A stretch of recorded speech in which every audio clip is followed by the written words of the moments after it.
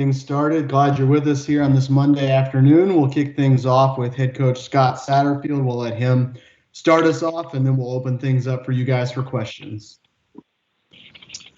Yeah, first of all, just, sun did come back up yesterday. I thought we had a really good practice yesterday, just getting right back after it after a tough loss. A lot of things we got to get better at. We know that. And, again, our guys came out yesterday with really good attitudes and was ready to get back to work. And, we know we have a good challenge this week versus Pitt. Obviously, a very well-coached football team. Sitting there 2-0, 1-0 in the ACC, where it's our first road game. We got obviously a lot of respect for them and Coach Narduzzi and what they've been able to accomplish. An outstanding defensive team and an offense is very efficient. And, so we know we have to have a great week of practice to go up there and compete. We know it'll be a great challenge for us this week. Scott, Russ Brown with Kentucky today. Some of this is pretty obvious, obviously. But what were some of the things that you feel like you've got to definitely get better on this week?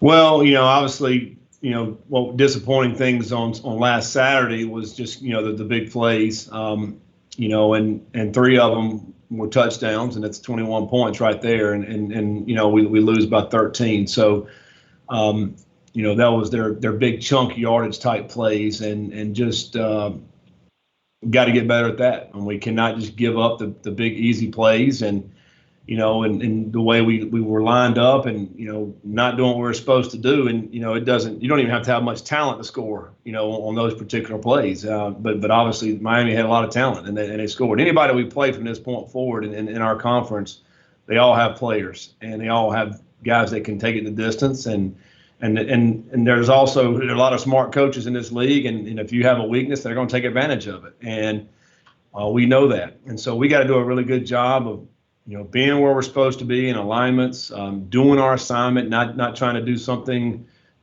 something that what ends up happening is you try to overcompensate for somewhere where you maybe think you're weak, and then they expose you because you're not where you're supposed to be. So we got to do just a much better job of being where we're supposed to be.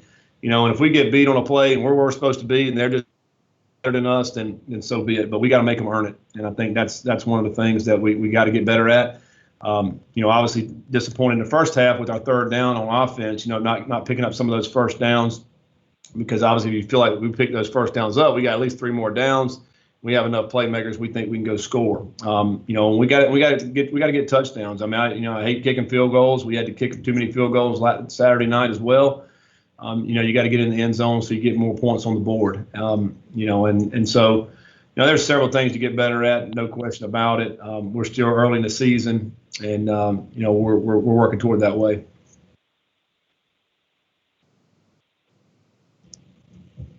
Hey, Scott, Cam Journal. When you look at Pitt, I mean, they might have probably the most complete defense in the ACC.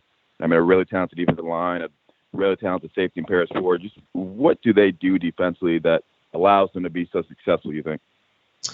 Well, I think number one, they keep it pretty simple what they do. I mean, they don't do a bunch of exotic things. They have 4 down linemen. I think they're as good as a unit, as good as anybody will play. So they have 2 big defensive ends that can rush the passer. D tackles are very solid on the inside, and they're going to put pressure on your offensive line with those 4. And then you mentioned, the safety forward who's an outstanding tackler, but he also can cover. I mean, he's just a football player. They lock you down on the outside with their corners. They play man-to-man, and they let the rest of the linebackers and safeties run to fit the run. And they're very aggressive. The linebackers are downhill. So they just continually put pressure on offenses the whole game. And it doesn't matter. You can turn on any film. That's just a Narduzzi type defense. I mean, they do an outstanding job. He's been doing it for many, many years. And that's it, man. They put good pass rushers at the end. They play the corners man-to-man, and then let the other guys run and fit the run. It's not complicated, but they're good. They're very good at what they do. You have to earn everything. There's not any freebies, so very solid defense. And I'll follow up to that real quick, Scott. This would give the offensive line, I mean, really the third really tough test up front. Just what has been your review of them the first two weeks? Yeah, no question about it. you start out with Western Kentucky, who we thought had a very solid defensive line. Then of course Miami with the two ends they had, and really their D tackles we thought were really good as well. And I think our guys have played pretty good up front. We've did a pretty decent job of protecting the passer. I know Saturday it was a couple that we gave up, one on fourth down, and then Malik trying to get out and ended up fumbling the football, and that was considered a sack as well. So, but I think the guys have done a good job. I mean, I think Renato Brown has done a great job as particularly as a freshman. He's got really good feet. He played his tail off, we thought, the other night. Adonis Boone has done a solid job. So I think overall our offensive line has done a really good job with it. Against Miami's really good defense, we were able to run the football. Hawk had a big night for us, and threw the ball down the field pretty good as well. So I think overall our offensive line has done a very, very solid job. We know it doesn't get any easier this week. I mean, this is maybe, like you mentioned, the best defense in the ACC, and so we know it's a huge challenge for our guys up front, and we got to do a great job of blocking them. And it doesn't stop. I mean, shoot, everybody we're playing, we feel like it's got a great D-line. Scott Russ again. You talked about their defense. What about their offense with Pickett, Addison, I guess, the good receiver, the Davis kid that's the running back? How do you evaluate those three? Well, Coach Whipple's their offensive coordinator. He's been around a long time, including the NFL, head coach at UMass. We've faced him before. I mean, he does a really, really good job. They do quite a bit of unbalanced. Over 50% of their offensive plays, they'll be either a tackle over or some sort of form of unbalance. They're trying to outflank the defense with their unbalance. I think Pickett's a very underrated player. Threw for over 3,000 yards last year. He's very, very solid. He does exactly what they want him to do within their offense, because if they don't make mistakes offensively, they feel like they're going to be in every game, just but how their defense plays. And they can run the football, and so they're gonna try to outflank you with their formations, run the football. The next thing you know, here comes a play action, and they're trying to get your secondary, off kilter there, and so they can free up one of their guys running down the field. And Pickett's good enough; he's going to hit them. So they do a really good job, and they have a good scheme. And I think what they do is their offense fits well with what their defense does and how solid their defense is. And I think that's why they've been successful there at Pitt. Coach, hey, it's Jody Dimling with CardinalAuthority.com. You talked about your defense and the missed assignments, and obviously it's just one game and it's no time to panic. But all summer, Coach Brown and you guys have talked about the depth in the younger guys. Are those younger guys in the secondary close? I know Lovey played maybe the last series. Are they close to being able to get in there and help you guys a little bit? Well, I mean, we're trying to get them ready. I think, it's tough. You don't want to really get ready trial by fire, because if you're getting out there and next thing you know, you give them a big play, which obviously we don't want. So, a lot of it goes back to practice. I mean, we're competing in practice with everything that we're doing. We're trying to develop depth, trying to develop more guys that we can put out there on the field, for several reasons, really. But, I mean, to put the best playmakers on the field. And I think, you do a lot of that through practice. The guys are coming along. You mentioned Lovey did get some time in there. Minkins is starting to do a better job in practice. I think, he's going to be a good young player for us. We have a couple young corners out there that are practicing well also. And, hopefully as we go through the season, we'll be able to get those guys in and get them some playing time and then get them back out. And I think, just to get them in there and get their feet wet. That's good for Lovey to get out there the other night and play a little bit. These guys are very conscientious, smart players. But they're having to learn quickly in practice so that we'll get an opportunity, and we feel certain they will this year. It's Scott Cameron again. Big plays aside, that second quarter by the defense was a pretty solid quarter. They were able to get after the Air King a little bit more. Do you feel like you have a defense that if you rush three, you guys can still get some pressure? Because it looked like you guys kind of called a few more blitzes there in the second quarter than you did maybe early on. Yeah, I think, we certainly need to get better when we do only rush 3 or 4 guys in the pass rush, because if you're doing that, you're not getting to the quarterback, then he's able to stand back there all day. And then, it's just hard to cover the guys that we in this league that they can run for a long period of time. So you feel like you kind of caught there. Do you bring pressure? And if you are, the ball's got to come out fast now, which is obviously a good thing. But the more pressure you can get with rushing 3 or rushing 4, then that's just going to obviously help our defense tremendously. And so we're we've got some guys that we're trying to build. Again, we brought Yaya in. We're trying to build more depth there to try to be able to rush the passer. We still got to get a lot better there. We're not where we need to be up front wise right now. We're playing a lot of guys, but we got to find guys that can get to the quarterback. And we got to get better in that aspect.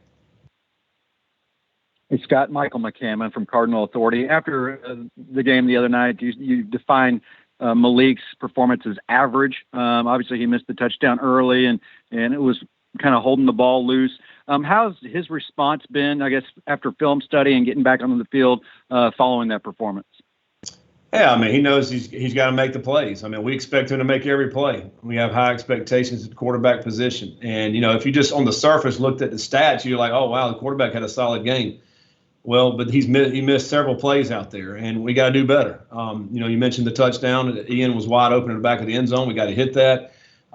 We throw it the interception that he threw. He had Dez wide open in the flat. We got to hit him right now instead of scrambling out. And ended up throwing a pick, so it ended up costing us. And then the carelessness carrying the football. I mean, that's unacceptable. We can't do that. And he's got to be able to get better at it. We have, again, high expectations. We expect him to play at a high level every single week. Now, was it a good game? Yeah, he had a good game. I mean, there's no question about it. Threw for over 300 yards, and we scored some points against, we think, a really good Miami defense. But we expect him to play better than that, and quite frankly, he has to. And we have to score touchdowns. We mentioned that, not field goals.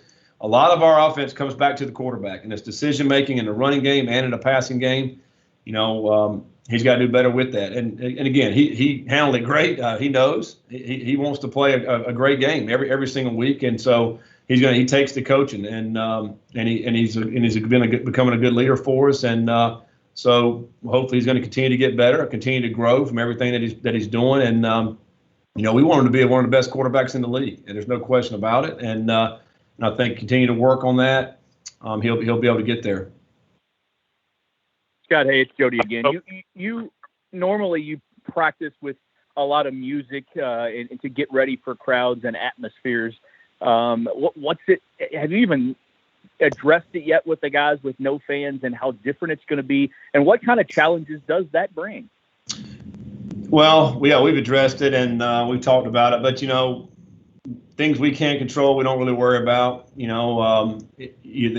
watch these NFL games; they really hadn't had any fans either. The guys are still going out and playing. And what they're using now with this ambient noise, sounds like a crowd is there. When you're playing football or coaching football, you really don't look up in the stands. Really, I mean, all you do is kind of hear. So they are playing that noise through the speaker, so it kind of sounds like there's a packed house in the stands. I mean, if you didn't really look, you wouldn't know the difference because of the noise that they're putting out there. But this will be the first game we play with zero fans, so that, who knows how our guys react. We have talked about it. We hope they'll just go out and play football and focus on their job, which is for them to make plays and to do their assignments. So, hopefully it won't be a big deal. Coach Pat Jaggers, ESPN Louisville. Juwan Pass was listed as being away from the team for personal reasons. What's the latest with him, and could you provide us any details on that? Thanks. Yeah, he's back this week practicing, so he's good to go this week.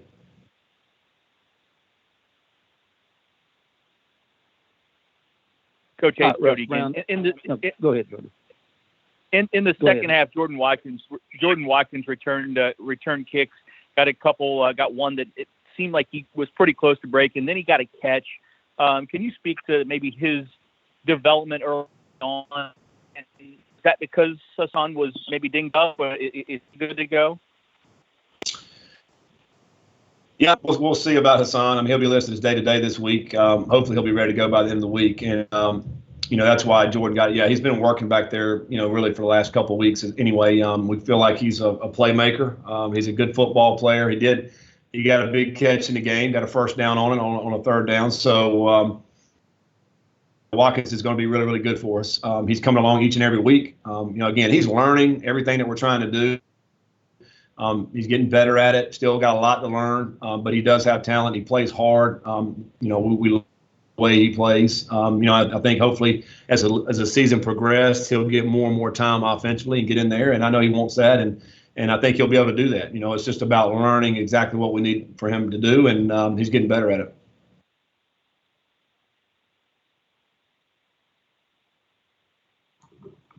Hey, Scott, this is, oh, go ahead, Cam. All right. On Saturday, and I don't know how much you pay attention to all of this, but Florida State head coach Mike Norvell tested positive for coronavirus, and then obviously had to have a backup coach. Have you talked with your staff at all about, hypothetically, if you were to test positive, who would coach the team and how that would all work?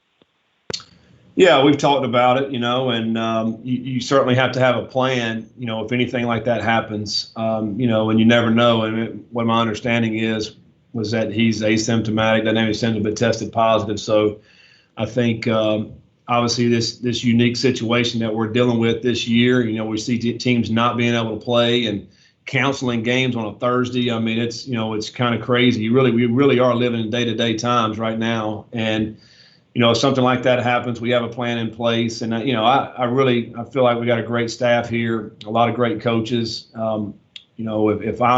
If it's me, then I think our guys will be in great shape to be able to handle everything with what we want offensively and as a team.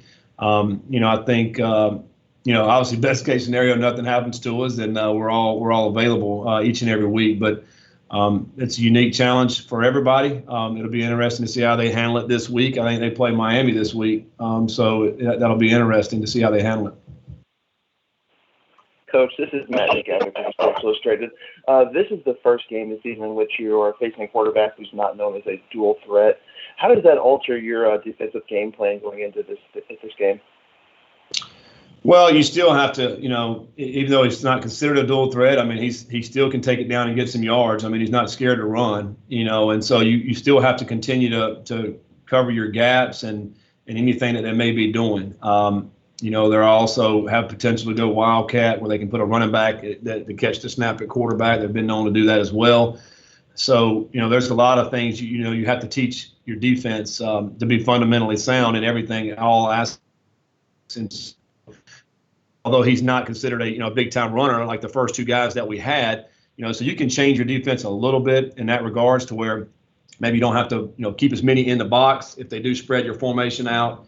But I think just in general terms, you're still going to play your defense. You're still going to have continue to have your same gaps and defend everything that you have to defend within their scheme of their offense.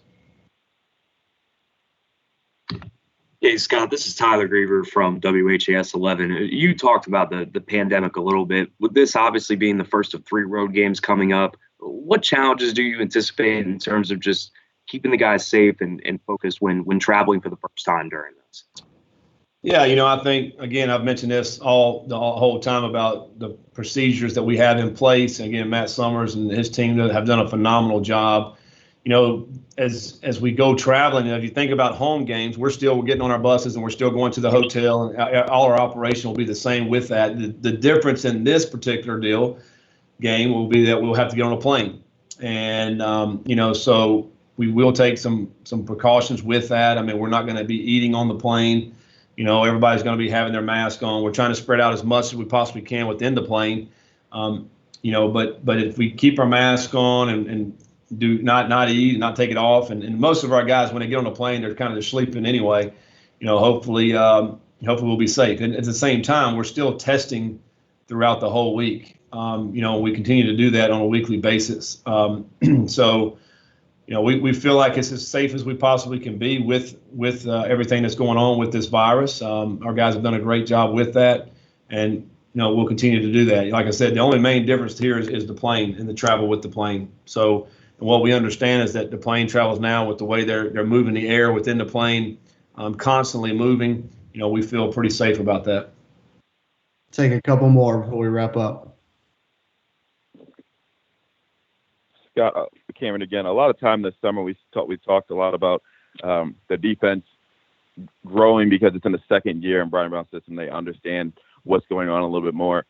I mean, obviously you mentioned those 3 big plays. Do you feel like this defense is still taking a step forward in terms of cutting down on some of those misassignments and those misplays? Well, I mean, I hope so. We did in the first game. Obviously, this game right here, we let those three big plays go to the house, and obviously we can't have that. We're getting better. We just got to continue to prove it on a game by game basis, and ultimately that's what we're going to be judged by. is when you look at the end of the game, how do we do? How many yards did we give up? And more importantly, how many points did we give up? And, we got to continue to try to lessen the points and not give up so many points. I think, we scored whatever we scored the other night, over 30 points, and still, you end up losing by a couple of touchdowns. We just got to do a better job with that. Everybody in this league can score. They all have good, solid players, good quarterbacks. I mean, this league from top to bottom maybe have the best quarterbacks in the country when you just look at league to league. And so we got to do a better job with it. And I think we are continuing to grow and we are getting better. And I think at the end of the season, when we look back on it, this will be a better defense than last year. And, but we got to continue to prove that each and every week. All right, we'll take one more for Coach. Hey, Coach, Tyler again. A bright spot from Saturday night was obviously Javian Hawkins. He's off to a great start this season. Just what kind of improvements have you seen from him this early in the season to show you growth from last year? Man, he's I told our team, I was like, when you go to a game, there's one guy we're going to take, and it's going to be Hawkins, because he plays his butt off each and every rep. He's not the biggest running back in the world, 185 pounds, but had 27 carries. Incredible. He's also the guy that got the onside kick at the end. I mean, he is exactly what you want as a competitor to have on the football field. And, he wanted the ball. He wanted the ball more, and he got hit hard throughout the night, as you can imagine. And, so we love the way he plays. He's an inspiring player. The guys want to play around him. They want to block for him. They feed off of his enthusiasm and the way he can run. I mean, one of the run that he made where he started off to the right, spun around and outflanked the defense and scored a touchdown against Miami. I mean, you see that in high school sometimes, and then when guys get into college, he's like, you can't do that in college. These guys are too good. And Miami's kid can run, and he outflanked the whole defense for a touchdown. That's big time impressive. So he's a big time player. He's just continued to get better and better. It's hard to beat what he did last year as a running back, one of the best in the country, and now he's doing it again this year. So we'll continue to lean on him and continue to give him the football, man, because he makes plays. All right, Coach, we'll wrap up on that. Thanks, everybody, for being with us today. All right. Thank you, guys.